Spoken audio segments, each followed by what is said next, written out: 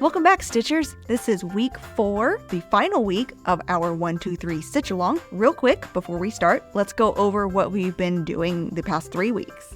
Week 1, we did the border along here, as well as some of these snowflakes. Week 2, we did the holly and berries on the top and the bottom, as well as the larger berries in the middle. Week 3, we did the cookies here, both in the middle. Shout out to those of you who have shared your progress with us over the past few weeks. We loved seeing your work. Everything looks amazing. Please continue to share with us. We would love to see it. If you haven't shared yet and you would still like to, you can use the hashtag 123ValSal2024. Let's go over what we'll be doing for the final week of our Valentine's Day 123 Stitch Along. Zoom! So this week we'll be using 7 of the colors. 4 of them are used in each of the 2 different peppermints we have there.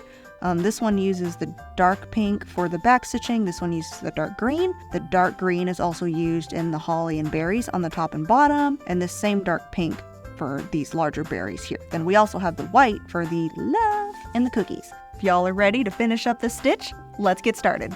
Now that we're in the last week of this, I finally remembered to grab a needle minder. This is one of our more popular ones. Let me just get this magnet back here. This one's from My Big Toe. I believe it's called Luna. One of my other favorite ones from My Big Toe is a paw print, and it actually glows in the dark. I thought that was pretty neat when I discovered that. I don't know when you'd ever be stitching in the dark, but it's still pretty cool.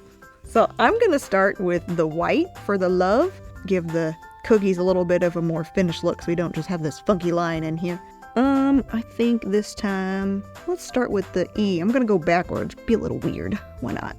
I believe we start this one right here. Whoop. Gotta go with the sound effects. Doesn't work if you don't do that.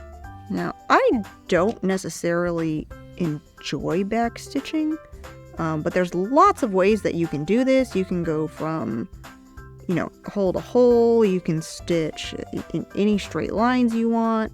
If you've got any tips or tricks, we would love to hear it. You can throw us a comment below.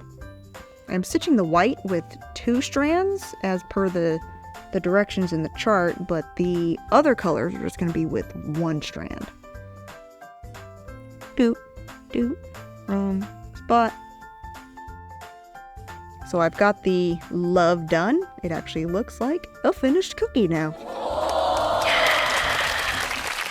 Just wanted to give a quick shout out to Sugar Stitches for this really cute design. I've had a lot of fun stitching it so far. I can't wait to finish it.